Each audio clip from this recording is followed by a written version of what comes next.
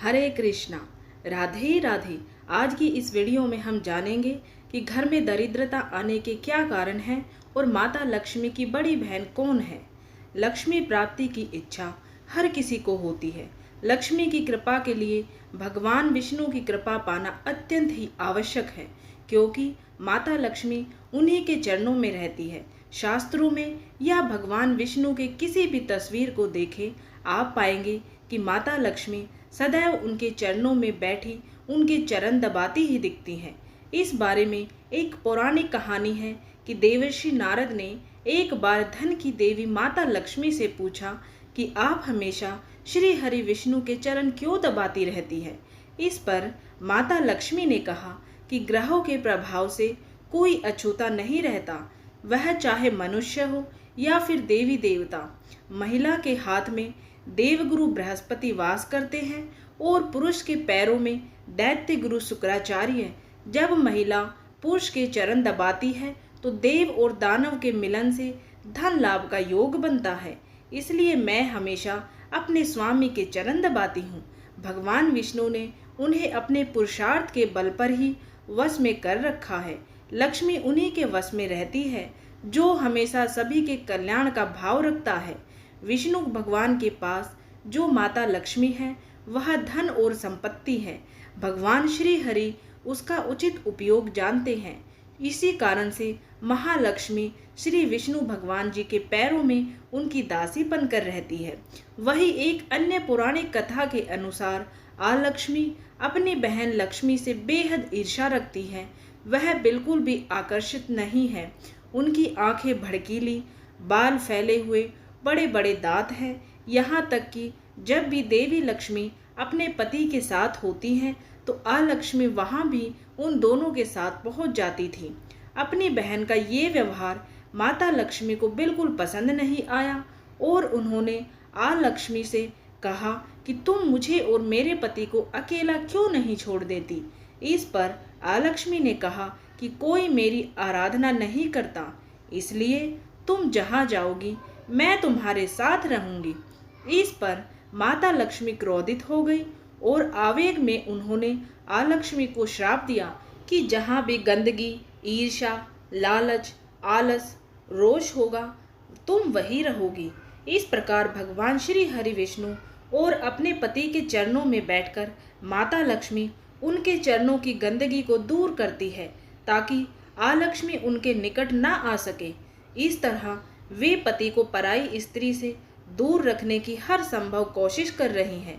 माना जाता है सौभाग्य और दुर्भाग्य एक साथ चलते हैं।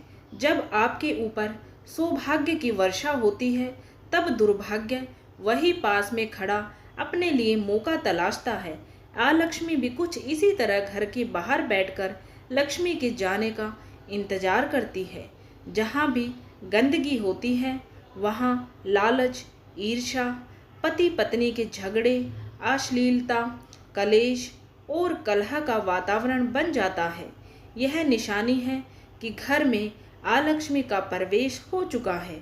आलक्ष्मी को दूर रखने और लक्ष्मी को आमंत्रित करने के लिए हिंदू धर्म से जुड़े प्रत्येक घर में सफाई के साथ साथ नित्य पूजा पाठ किया जाता है ताकि घर के लोगों को नकारात्मक ऊर्जा से बचाया जा सके।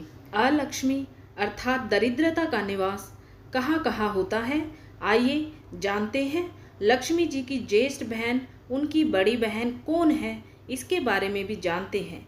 आदि तथा अंत से रहित, ऐश्वर्यशाली, प्रभुता संपन्न तथा जगत के स्वामी श्री नारायण विष्णु भगवान ने प्राणियों को व्यामोह में डालने के लिए इस जगत को दो प्रकार का बनाया है। उन महातेजस्वी भगवान विष्णु ने ब्राह्मणों, वेदों, सनातन वैदिक धर्मों, श्री तथा श्रेष्ठ पद्मा की उत्पत्ति करके एक भाग किया और अशुभ तथा ज्येष्ठा आलक्ष्मी वेद विरोधी अधम मनुष्यों तथा अधर्म का निर्माण करके एक दूसरा भाग किया। भगवान जनार्दन ने पहले आलक्ष्मी का सर्जन करके ही पद्मा अर्थात लक्ष्मी का सृजन किया है, इसलिए आलक्ष्मी ज्येष्ठा कही गई है, अर्थात आलक्ष्मी माता लक्ष्मी की बड़ी बहन कही गई है। अमृत की उत्पत्ति के समय महाभयंकर विष निकलने के पश्चात पहले ज्येष्ठा अशुभ अलक्ष्मी उत्पन्न हुई, ऐसा सुना गया है। उसके बाद विष्णु भार्या माता लक्ष्मी पद्मा आविर्भूत हुई। अलक्ष्मी कहाँ कहाँ निवास करती है, आइए जानते हैं।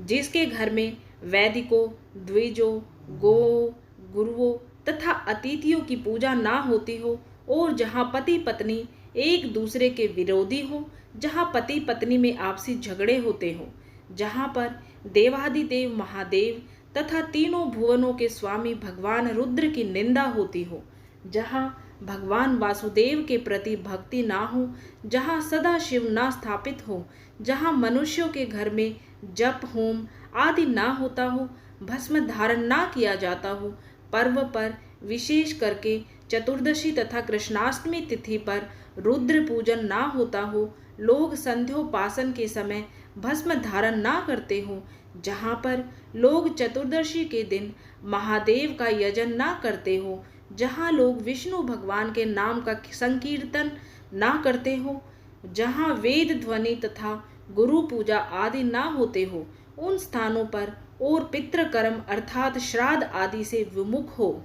जिस घर में रात्रि वेला में लोगों के बीच परस्पर कलह होता हो, जिसके यहाँ शिवलिंग का पूजन ना होता हो तथा जिसके जप आदि ना होते हो, अपितु रुद्र भक्ति की निंदा होती हो, जिस घर में अतिथि क्षौत्रीय अर्थात वैदिक, गुरु, विष्णु भक्त और गाय ना हो, जहाँ बालकों के देखते रहने पर उन्हें बिना दिए ही लोग भक्ष्य पदार्थ अर्थात खाने की चीज़ें स्वयं खा जाते हों, जिस घर में या देश में पाप कृत्य में संलग्न रहने वाले मूर्ख तथा दयाहीन लोग रहते हो, घर और घर की चार दीवारी को तोड़ने वाली अर्थात घर की मान मर्यादा को भंग करने वाली दुशीलता के कारण किसी भी प्रकार प्रसन्न ना होने वाली गृहिणी औरतें जिस घर में होती हो,